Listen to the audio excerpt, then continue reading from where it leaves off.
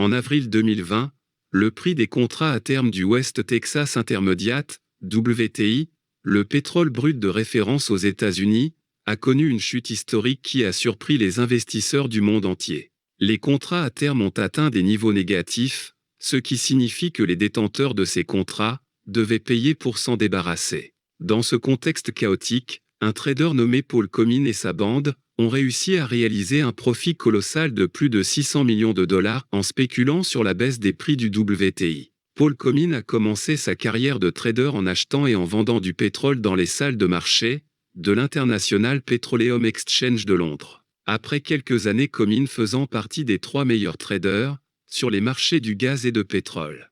Il s'est ensuite spécialisé dans une technique de trading qui impliquait un instrument appelé Trade at Settlement, ou TAS, qui est un accord pour acheter ou vendre un contrat à terme à la date de clôture des contrats futurs. Les contrats s'adressaient à des fonds d'investissement, dont le mandat était de suivre le prix du pétrole sur le long terme. Mais certains traders ont compris qu'ils pouvaient prendre l'autre côté de ces transactions TAS, puis travailler ensemble à la fin de la journée pour pousser le cours de clôture aussi bas que possible afin qu'ils puissent empocher un profit.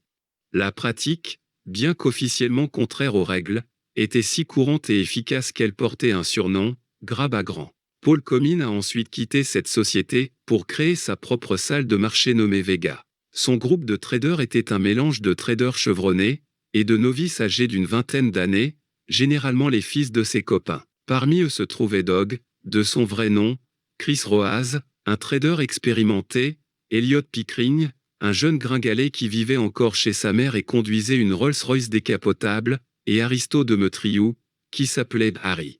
Leur entreprise connaissait une relative réussite. Les traders étaient tous indépendants, chacun avec ses propres comptes de trading et déclarations de revenus.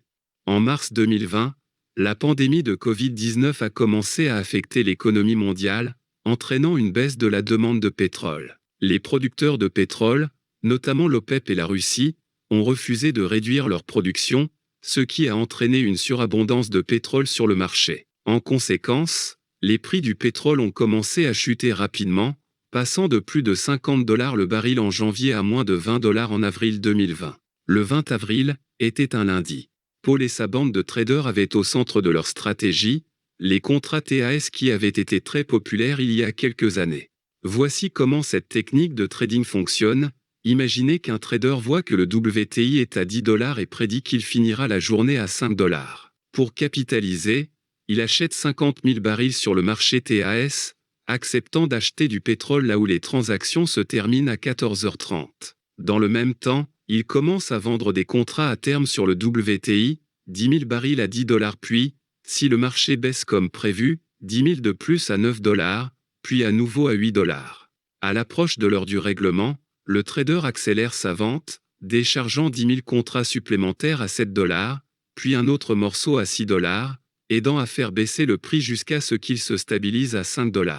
À présent, il est neutre, ce qui signifie qu'il a vendu autant de barils qu'il en a acheté et qu'il n'est pas obligé de prendre livraison de pétrole réel. Le pari du trader est réussi. Son profit est de $150 000, la différence entre ce qu'il a vendu du pétrole, 50 000 barils à des prix allant de $10 à $6, pour un total de $400 000 et ce qu'il a acheté en contrat TAS, 50 000 barils à $5 le baril, soit $250 000. Le 20 avril donc, avec un peu plus de 2 heures avant le règlement, l'activité trading sur le marché à terme a grimpé en flèche, faisant passer le prix de $10 à $5, puis jusqu'à 0. Le passage à des prix négatifs s'est produit à 14h08, moment auquel tous les retardataires restant encore assez courageux pour acheter du pétrole, dans l'espoir d'un rebond ont quitté le marché. Au cours des 22 minutes suivantes, sous le poids des ventes en cours de l'équipe de Comine et d'autres, le contrat de mai a chuté. Neimex calcule le prix de règlement en prenant une moyenne pondérée des transactions effectuées à partir de 14h28. À 14h30. L'image finale, comme les prix de règlement sont connus, et s'est élevé à moins $37,63. Les traders de Vega avaient fini par être payés à la fois pour les contrats à terme qu'ils avaient vendus lorsque le pétrole était positif pendant la journée et pour ceux qu'ils avaient achetés via la technique du TAS. Cela, combiné aux bénéfices des transactions sur spread, a entraîné une plus-value totale de $660 millions pour les 9 plus gros gains, selon les données de négociation. Demetriou, qui a 31 ans, Pickering, 25 ans, et Younger, 22 ans, ont empoché plus de 100 millions de dollars chacun, tandis que Roaz a gagné environ 90 millions de dollars. Comyn a remporté environ 30 millions de dollars. Même son fils, George, qui est au début de la vingtaine avec peu d'expérience dans le trading, a gagné 8 millions de dollars. Ailleurs, les investisseurs du monde entier ont compté leurs pertes. Le fonds China Treasure a informé ses clients que tout ce qu'ils avaient investi avait maintenant disparu. Cela ne nous est pas venu à l'esprit que le pétrole pourrait devenir négatif, a déclaré Xiang Shen, un investisseur de 26 ans de Shenzhen, à Bloomberg News. Syed Shah, un des traders de la banlieue de Toronto qui avait commencé à acheter des contrats à terme, sur le brut lorsque le prix est tombé à 3 $ le baril, a fini par devoir 9 millions de dollars. Interactive Broker, le plus grand service de trading en ligne américain, a perdu 104 millions de dollars parce que son logiciel n'était pas équipé pour gérer les prix négatifs. Les rumeurs de gros gains obtenus par un groupe de traders particulier d'Essex se sont rapidement propagées parmi les traders sur les groupes de discussion, bien que l'équipe de Comyn ait hésité à discuter de leurs bénéfices, selon quelqu'un qui dit avoir vu les messages. Interrogé sur la taille de leur position, l'un d'eux a plaisanté en disant qu'il devait rentrer chez lui et que tout cela finira sur un yacht. Si le groupe avait gagné 7 millions de dollars ce jour-là au lieu de près de 700 millions de dollars, ils seraient probablement en train de le célébrer leur coup de maître. Mais la taille de leur plus-value, associée à leurs antécédents de traders, et à la pression politique pour comprendre ce qui s'est passé, signifie que Vega a attiré l'attention des régulateurs.